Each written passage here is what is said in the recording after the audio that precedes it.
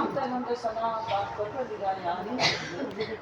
جس کی حمد و ثنا جو ہے کائنات کی ہر چیز کرتے ہیں. بسم اللہ الرحمن الرحیم. یسبح للہ ما فی السماوات و ما فی الارض. آسمان کی جتنی بھی مخلوقات ہیں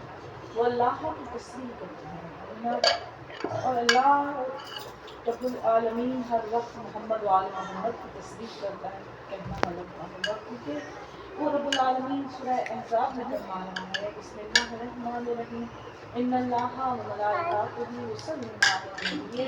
یا ایھا الذین آمنوا صلوا علیہ وسلموا تسلیما کہ میں اور میرے فرشتے نبی کریم صلی اللہ علیہ وسلم پر درود بھیجتے ہیں. اے مومنو تم درود بھی بھیجو اور سلام بھی بھیجو. یعنی نبی کریم صلی اللہ علیہ وسلم کی ذات اقدس کائنات کی عظیم ترین ذات پاک ہے جس پر خدا رب العالمین اور ان کے ملائکہ ہر لمحہ درود و سلام کرتے ہیں اور ان کی آل پاک کرتے ہیں. مومنات جب ہم یہ بات کرتے ہیں کہ اللہ رب العالمین ان پر ان کے آل پاک پر درود بھیج رہا ہے تو یہ یاد رکھیے گا کہ نبی کریم صلی اللہ علیہ وسلم کی پہلی آل کا نام فاطمہ زہرا السلام تھا. یعنی جب ہم درود شروع کرتے ہیں ہم کہتے ہیں اللہم صلی علی محمد و آل محمد. تو جب آل کا تصور آتا ہے تو سب سے پہلے ہمارے ذہنوں میں ہمارے فکروں میں سیدہ نساء العالمین فاطمہ الزہرا سلام اللہ علیہا کا تصور آ جاتا ہے.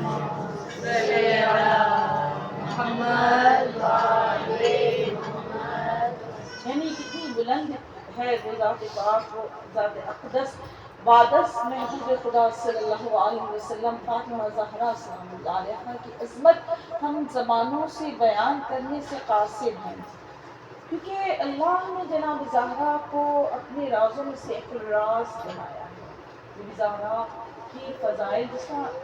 پہلے کے فضائل ہم تک پہنچے ہی نہیں, ہم تک تو تھوڑی بہت ہے, ہم وہ بھی سہ جائیں تو بڑی بات ہے, ہمارے ظرف اس قابل نہیں ہے. لیکن محمد و آل محمد کا رتبہ بہت بلند ہے اور پھر جناب زہرا سلام اللہ اس کائنات کو جو اللہ نے بنایا اور اس کے لیے اللہ نے ہدایت کا ایک سلسلہ جو جاری رکھا. یعنی کہ دیکھیے اللہ نے سب سے پہلے جب اس زمین کو بنا چکا اللہ, اور یہ ہم جانتے ہیں کہ یہ زمین جو ہے رسول خدا صلی اللہ علیہ وسلم کے صدقے میں اللہ نے خلق کیا. تو کنزل مخفی میں چھپا ہوا خزانہ تھا, جب میں نے چاہا کہ میں پہچانا جاؤں تو اے محمد میں نے تجھے بنایا اور اگر تجھے نہ بناتا تو اس کائنات کو نہ بناتا. تو یہ کائنات جو بنی صدقہ محمد مصطفیٰ میں بنی. تو ظاہر سی بات ہے صدقہ بعد میں ہوتا ہے, پہلے ہستی ہوتی ہے. نبی نہ تھے تو صدقہ کا ہوتا, نبی تھے تو صدقہ ہوا. مومنہ نبی کریم صلی اللہ علیہ وسلم اول ما خلق اللہ نوری کا جو ہے وہ ہیں. ہم سب جانتے ہیں کہ نبی کریم صلی اللہ علیہ وسلم کو اللہ نے اپنے نور سے خلق فرمایا. آپ کوئی نہ مانے اس سے ہمیں کوئی فرق نہیں پڑتا. مومنہ اللہ نے جب زمین پر انسان کی ابتدا کی تو اللہ نے سب سے پہلے جس انسان کو خلق کیا اسے اللہ نے ہادی بنایا, ہدایت دینے والا. یعنی ابھی ہدایت لینے والے کوئی نہیں, لیکن اللہ یہ چاہتا ہے کہ زمین ایک لمحے کے لیے بھی ہدایت سے خالی نہ رہے. کہ جب پہلا انسان اس دنیا میں آئے تو وہ یہ نہ کہہ سکے کہ بھئی اللہ تم نے ہدایت بھیجی نہیں تھی. اللہ یہ کہے کہ میں نے کائنات کے خلق کرنے کے بعد جب اس انسانیت کو تمہاری لیے شروع کیا تو میں نے سب سے پہلے ہادی کو بنایا, پھر مخلوق کو, پھر ہدایت لینے والوں کو بنایا. اب ہدایت کا سلسلہ شروع ہوا اور پھر ہر نبی نے اپنے بعد آنے والے نبی کی تصدیق بھی کی, لیکن ساتھ ساتھ اپنے بعد آنے والے نبی کے بارے میں بتایا اور اس کے ساتھ ساتھ اس نبی نے یہ بھی بتایا کہ دیکھو ایک نبی آئے گا. جیسے مثال کے طور پر حضرت آدم نے اگر کے بعد جناب شیس علیہ السلام کا کے بارے میں بتایا یا ان کے بعد انہوں نے نوح کے بارے میں بتایا یا ان کے بعد انہوں نے یعنی جتنے بھی سلسلے نبوت نبوت کے چلتے رہے, ہر نبی نے اپنے بعد آنے والے نبی کی کے بارے میں اپنی قوم کو بتایا اور نے کہا کہ جب وہ نبی آئے تم نے تصدیق کرنی ہے, ان کا کلمہ پڑھنا ہے. اسی طریقے سے ہر نبی نے ساتھ ساتھ لکھا ہے کہ دیکھو ایک وقت آئے گا جب ایک آخری نبی اس کائنات میں تشریف آئے گا، اس کا نام احمد ہوگا، وہ آخری نبی ہوگا، اس پر ایمان لانا، اگر اس کا زمانہ پاؤ تو اس کی تصدیق کرنا، اس کا کلمہ پڑھنا، جناب آدم سے سلسلہ ہوا مومنہ کو نبی عیسیٰ تک پہنچا 2000 سال کا فاصلہ ہے، صلی اللہ علیہ وسلم جناب عیسیٰ علیہ السلام کا رہنا مومنہ اب جب یہ سلسلہ شروع ہوا ہدایت کا اور آخری نبی کریم صلی اللہ علیہ وسلم اس دنیا میں تشریف لائے تو یہ نبی آخر الزمان ہے، اب ان کے بعد کسی نبی نے نہیں آنا، نبوت کا سلسلہ یہیں سے ختم ہونا ہے، لیکن مومنات ہدایت کا سلسلہ تو ختم نہیں ہوتا۔ اگر اللہ نے قانون بنایا ہے، یہ اللہ تک بنایا ہوا قانون ہے کہ ایک لمحہ بھی زمین کسی ہدایت دینے والے سے خالی نہ رہے، اور اگر ہم یہ تصور کریں کہ ہدایت دینے والا آج سے 1400 سال پہلے معاذ اللہ دنیا سے چلے گئے تو پھر سلسلہ ہدایت رک گیا، پھر ہم اگر گناہ کر رہے ہیں تو ہمارے گناہ کس وجہ سے، اگر ہم بھٹک رہے ہیں تو ہمارا بھٹکنا کس وجہ سے، اگر ہمیں ہدایت نہیں مل رہی تو ہدایت کس کسی میں، ہم کل قیامت میں اللہ سے کہہ سکتے ہیں یا تم ہمارے لیے کون سا عادی رکھا تھا جو ہمیں سیدھی راہ دکھاتا، تم نے تو ہر امت میں نبی بھیجے تھے، ہر نبی کو تم نے ایک کے بعد ایک نبی بھیجے، سلسلہ نبوت کو تم نے روکا ہی نہیں، اور ہمیں تم نے اکیلا چھوڑ دیا، ہمارے نبی کو 1400 سال پہلے اٹھا لیا اور اس کے بعد ہمارے لیے کوئی ہدایت نہیں پڑتا، یہ کہنا اور دیکھیے اسی کا تصور لے کر جو اس وقت کافر تھے وہ بھی یہ سوچا کرتے تھے، مشرک تھے وہ بھی یہ جانتے تھے کہ جو نبی کریم صلی اللہ علیہ وسلم کا مشن ہے وہ ان کی اولاد ہی لے کر چلے گی، دوست لے کر نہیں چلیں گے، یار لے کر نہیں چلیں گے، ہدایت کا سلسلہ لے کر چلے گا کوئی، جو نبی کے مشن کو آگے لے کر چلے گا وہ ان کی اولاد ہوگی۔ اس لیے نبی کریم صلی اللہ اتنی جو تمہید باندھی اسی جملے کے لیے باندھنا کہ نبی کریم صلی اللہ علیہ وآلہ وسلم جب کہیں سے جاتے تھے تو مشرک اور کافر کھڑے ہو جاتے تھے اور تانا دیا کرتے تھے کہ اے محمد تیری تو کوئی اولاد ہی نہیں ہے، تیرا مشن تو ختم ہو جائے گا، تو مر جائے گا، معاذ اللہ ختم مرنا ہے، تو نفس ذائقۃ الموت، اور جب دن تو مرے گا تیرا سلسلہ یہیں پہ ختم ہو جائے گا، پھر اپنے گناہوں کو مان لیں گے، ہمارے پھر خدا آگے آ جائیں گے، پھر ہم ان کو کافر کر لیں گے۔ اب مومنات صرف نبی کو تانے نہیں ملتے تھے، مومنات جو صحابہ رسول صلی اللہ علیہ وسلم گزرتے ان کو بھی تانا دیتے، تمہارے نبی ہے، نبی تو اولاد ہی نہیں ہے، بیٹا ہی نہیں ہے، بیٹا ہوتا تو کوئی نسل چلاتا، نسل کا مقصد یہ ہے کہ نبوت کی میراث کو آگے لے کر چلتا، ہدایت کے سلسلے کو آگے لے کر چلتا، تمہارے نبی کی تو کوئی اولاد ہے ہی نہیں، تو تمہارے نبی کی یہ ہدایت کا سلسلہ جو ہے وہ قیامت تک کیسے پہنچے گا، آگے تک کیسے چلے گا؟ ایک وقت آئے گا کہ تمہارا نبی مرے گا تو معاذ اللہ ہم اپنے مذہب کو دوبارہ لے آئیں گے، ہم کافر سب کو دوبارہ اپنے مذہب پر اپنے عقیدے کو لے آئیں گے، تو یہ ایک تصور تھا جسے یہی وجہ تھی کہ نبی کریم صلی اللہ علیہ وسلم دکھی ہوئے، اولاد نہ ہونے کی وجہ سے دکھی نہیں ہوئے، یہ بات یاد رکھیے گا، نبی کریم صلی اللہ علیہ وسلم مومنات ایک لمحے کے لیے بھی خدا بزرگ برتر کہ کسی بھی بات کے خلاف نہیں جا سکتے، یا یہ تصور نہیں کر سکتے کہ اللہ تم نے مجھے نہیں کیا تو پھر یہ کیا ہوگا، نہیں، ہاں جب تانا دیتے تھے کافر تو نبی کریم صلی اللہ علیہ وسلم کے دل میں دکھ ہوا کہ بارے اللہ کہ اتنی محنتوں کے ساتھ اس دین کو لے کر میں نے پایا ہوں اور تم نے مجھے بھیجا، میں نے سختیاں سہی ہیں، میں سختیاں سہ رہا ہوں، یا بارے رہا کہ یہ دین یہی پر میری بات جو ہے وہ ختم ہو جائے گا۔ اس وقت اللہ رب العزت نے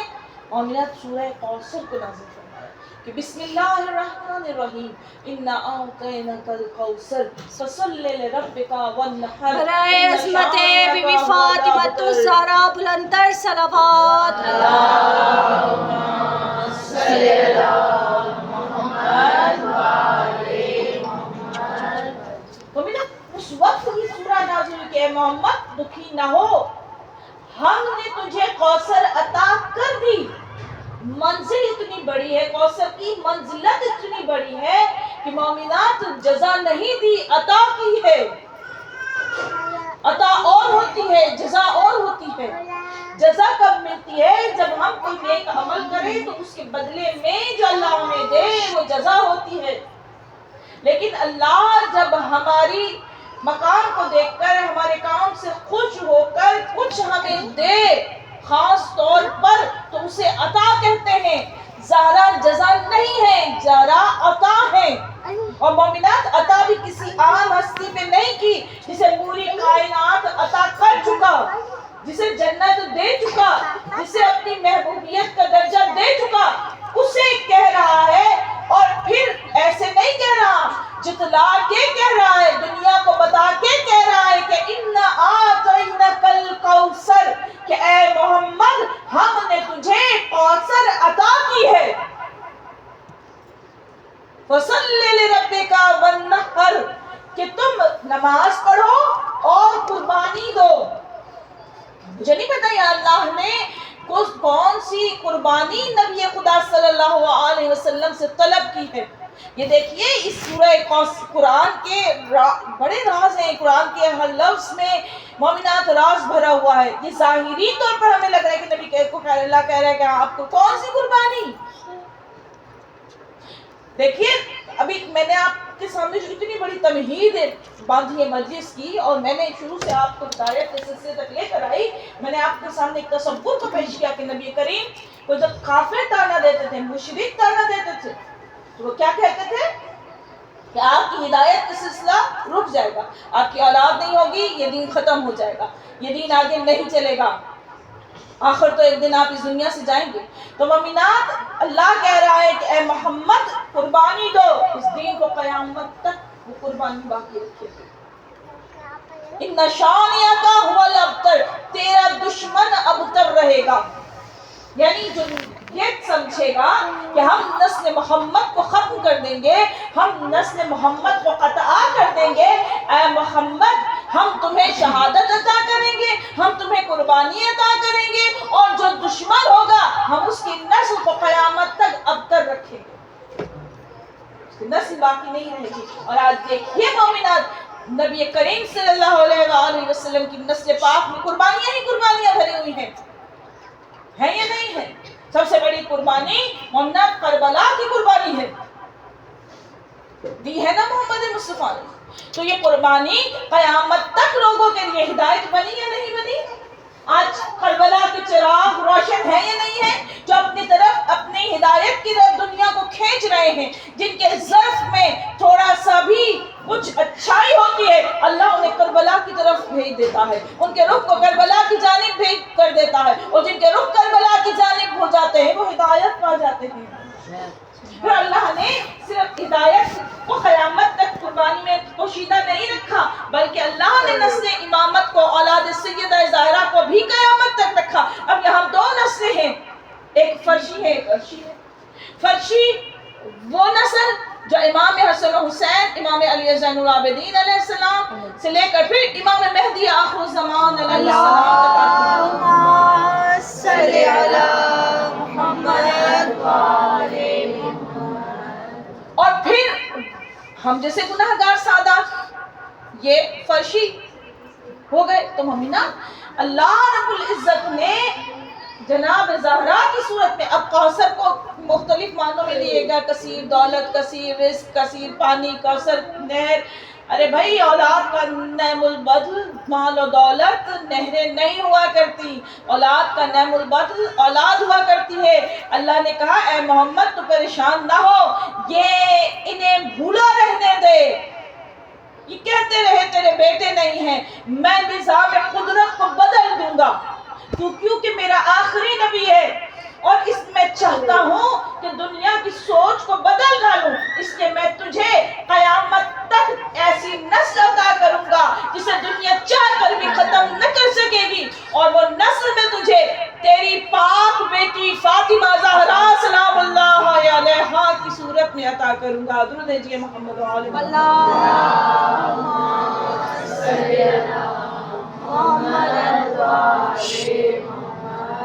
کوثر سیدہ فاطمہ زہرا سلام اللہ علیہا. اور سورہ کوثر یہ خدا کے رازوں میں سے ایک راز ہے. یہ سورہ کوثر قرآن کی سب سے چھوٹی سورہ ہے،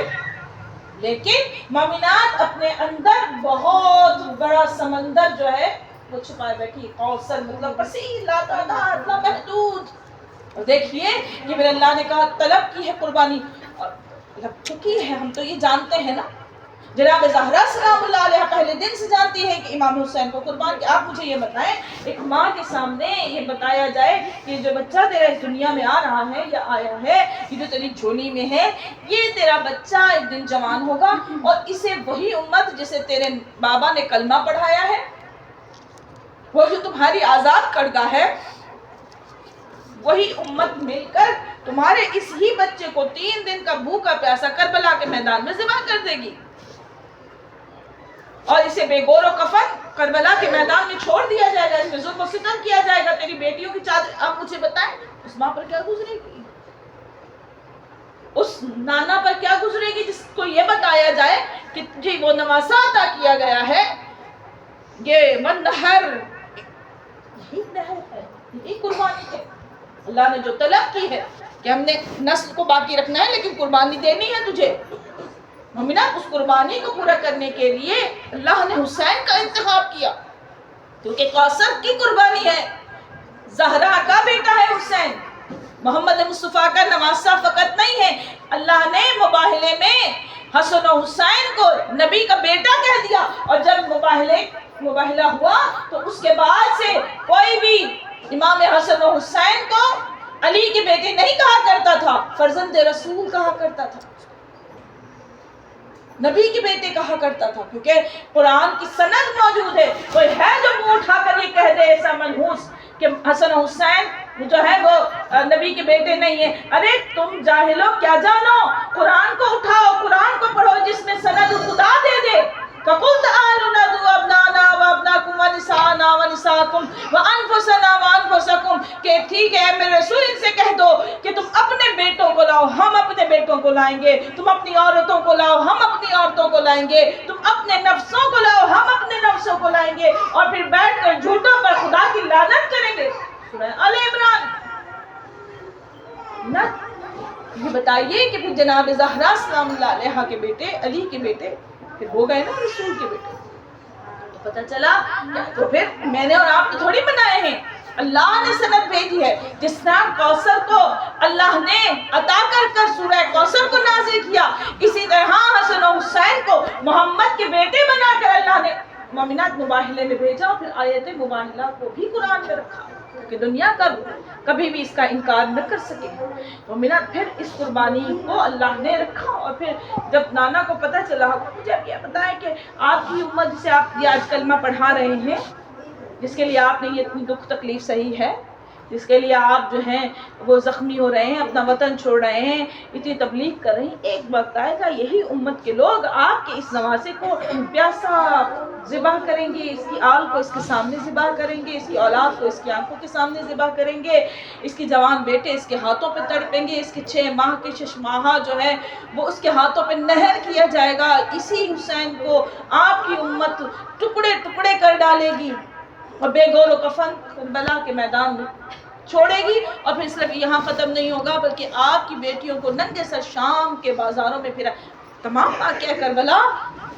سنایا کیا نبی کریم صلی اللہ علیہ وسلم؟ مجھے بتائیں کہ نبی پہ کیا گزری؟ کیا نبی کو تکلیف نہیں؟ جناب زہرا کو تکلیف نہیں ہوئی؟ اور جب واقعہ کربلا جناب زہرا تک پہنچا تو اب جناب زہرا سلام اللہ علیہ نے سوال کیا تھا،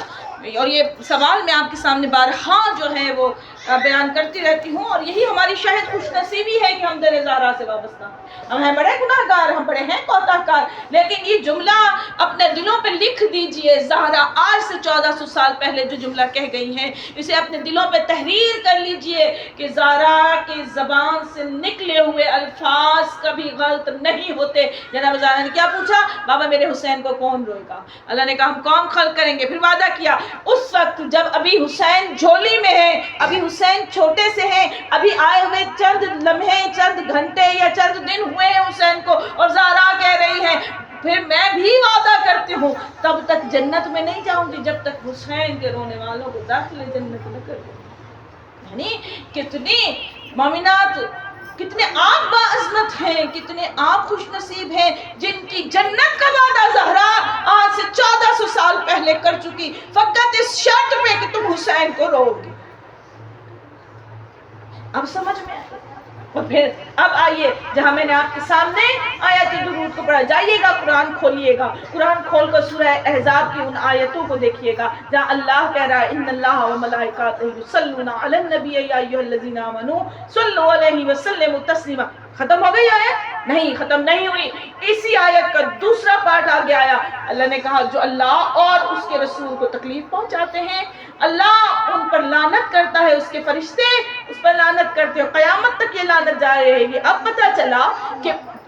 محمد کو تکلیف دینے والوں پر اللہ کی ہر لمحے کی لعنت ہے، صرف ہم نہیں کر رہے۔ اب رسول سے پوچھ لو کہ یا رسول اللہ آپ کو تکلیف کیا کب ہوتی ہے، آپ کب تکلیف میں ہوتے ہیں، آپ کو اذیت کب پہنچتی ہے؟ تو نبی صلی اللہ علیہ وسلم کا فرمان مومن مسلمانوں کی کتابوں میں آج بھی تحریر ہے، فاطمہ بضعۃ منی، فاطمہ میرا ٹکڑا ہے، جس نے اسے اذیت دی اس نے مجھے اذیت دی، جس نے مجھے اذیت دی اس نے اللہ کو اذیت دی، جس نے اللہ کو اذیت دی وہ قابل لعنت۔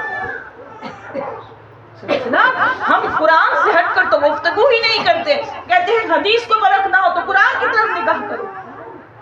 اور قرآن نہ سمجھ میں آئے تو حدیث رسول صلی اللہ علیہ وسلم کی طرف نگاہ کرو۔ مومنات، یہ حدیث ہمیں قرآن کا عکس نظر آتی ہے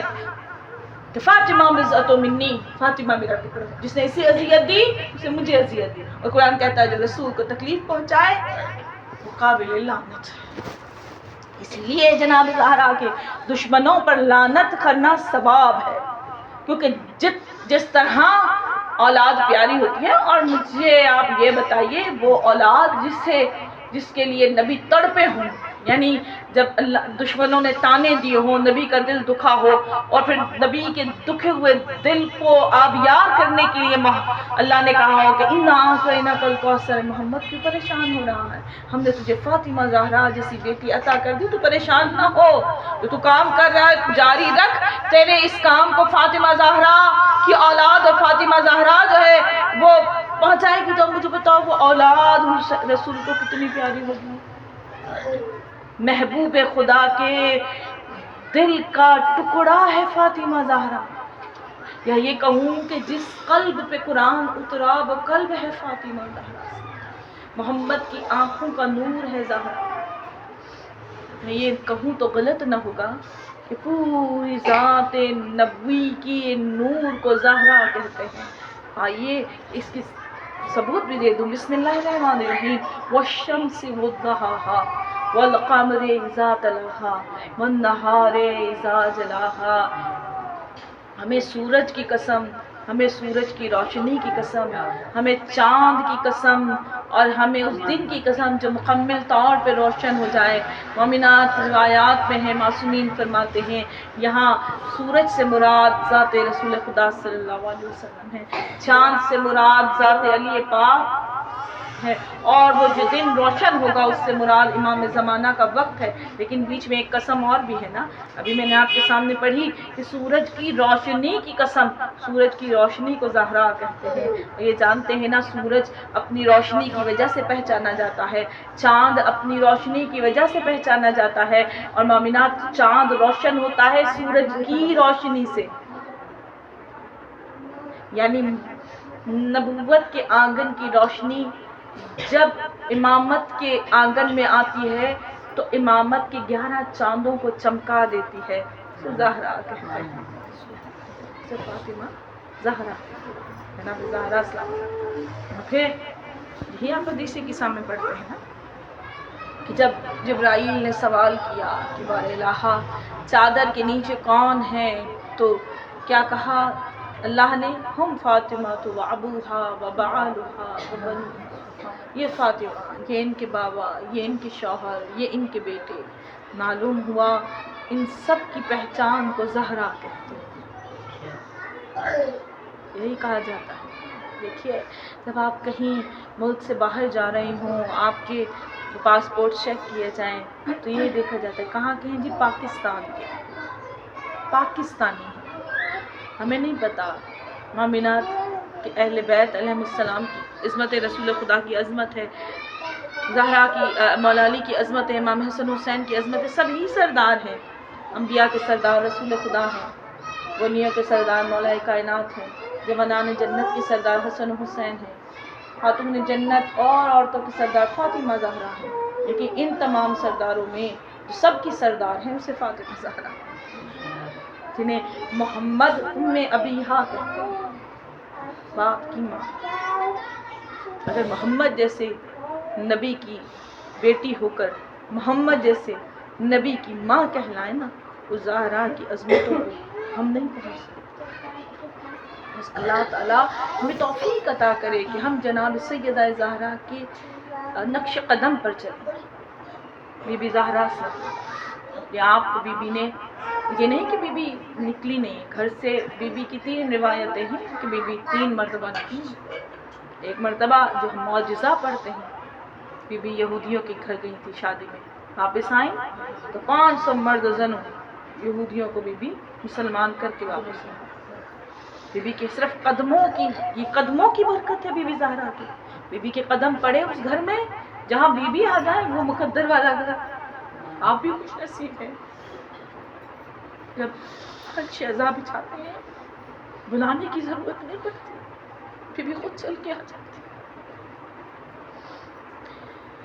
بی بی دوسری مرتبہ نکلی عیسائیوں کیا کرنے؟ جھوٹوں پر لعنت کرنے۔ جب میدان مباہلہ میں اس بی بی کے قدم پہنچے تو عیسائیوں نے کہا نہیں، ان سے مباہلہ نہ کرنا۔ ایسی ہستیاں ہیں کہ اگر دعا کے لیے ہاتھوں کو بلند کریں گے تو پہاڑ ایسا اپنی جگہ چھوڑ دیں گے۔ قوم، اے قوم میری قوم، سردار نے کہا اے میری قوم، ہماری نسل قیامت تک ختم ہو جائے گی، ان سے مباہلہ نہ کرنا بس۔ اور بی بی فاتحہ مباہلہ بن کر ہاں ایک مرتبہ بی بی اور چلی گئی، مان تھا شاید اپنے بابا کی امت پر، یہ شاید دیکھنے گئی تھی کہ سنا تھا میرا حسین قربان کیا جائے گا، اور میرے حسین کی قربانی میں دیکھ کر تو آؤں کہ حال کیا ہے دربار میں۔ اور بی بی اپنے بابا کے بعد چند دن بعد ہی دربار آ گئی۔ 4 گھنٹے کھڑی رہی، کسی نے نہ کہا زہرا تھک گئی ہوگی بیٹھ جائیے۔ تحریر محمد دکھائی، تحریر کے پرزے کیے گئے، بی بی نے خطبے دیے، بیوی بھی کہا تو ان کی باتوں کا یقین نہ کیا گیا، یعنی وہ جو جھوٹوں پہ لعنت کر کے آئی تھی وہ کھڑی دربار میں کہتی رہی میں جھوٹ نہیں کہتی، میں سچی ہوں،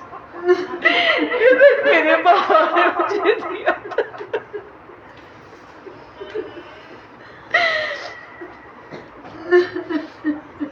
وہ سچی بی بی خالی ہاتھ ہی دربار سے واپس لوٹ آئی، لیکن جب دربار گئی تھی بال سیاہ تھے، کمر سیدھی تھی، واپس آئی ہے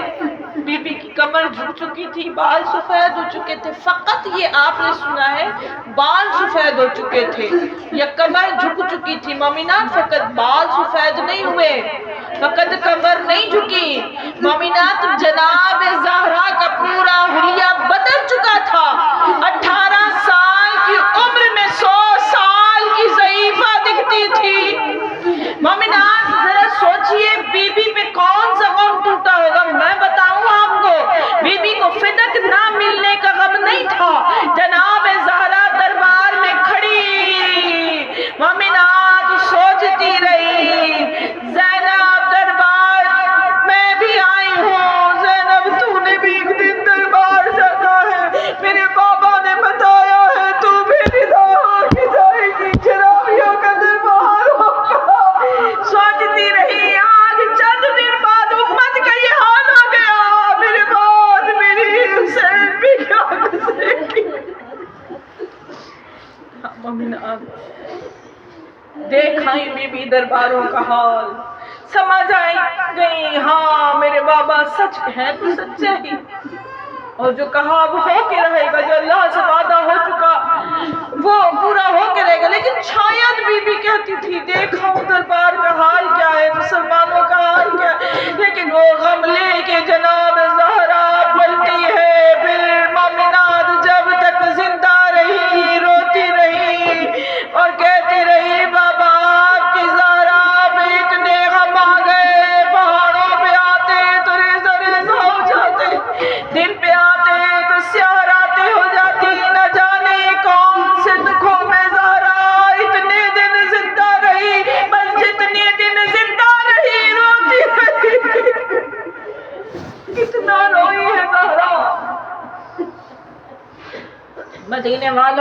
رونا شروع کر دیا. اے علی زہرا سے کہو ذرا کم روئے، یا دن میں روئے یا رات میں روئے، ہماری نیندیں خراب ہوتی ہیں.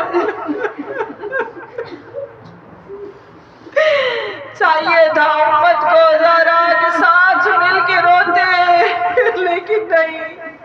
زہرا کے ساتھ رونے والا کوئی نہیں. کون جانے زہرا کے دکھ کیا ہے. فدق نہ ملنے کا غم نہیں، میری بیوی کے قدموں پہ یہ فدق قربان ہو جائے، پوری دارین قربان ہو جائے. کائنات کی مالکہ ہے یہ بیوی، مومنات ارض و سماء اس بیوی کے ہیں، خدا اس بیوی کا ہے، محمد مصطفیٰ اس بیوی کا ہے، علی جیسا شوہر اس بیوی کا ہے، جوانان جنت کے سردار اس بیوی کے ہیں، وقت کا امام اس بیوی کا ہے، عباس جیسا بیٹا اس بیوی کا ہے. اس بیوی کو یہ دنیا نہیں چاہیے تھی. نہ جانے بیوی نے اس دربار میں کھڑے کھڑے کون سے منظر دیکھ لیے، یا یہ کہوں کھڑی ہوئی تھی صحابیوں کے دربار میں، منظر تھا شرابیوں کے دربار کا. جو جناب زہرا جب پلٹی ہے تو بال سفید ہو گئے، کمر جھک گئی. آیا جناب زہرا کھڑی تو وہیں تھی، لیکن پہنچ شام کے دربار میں پہنچ وہاں نہیں جہاں سعدی زہرا نے کھڑا. شاید نگاہیں بے نگاہی میں زہرا نے تشت میں رکھا ہوا حسین کا سر دیکھ لیا.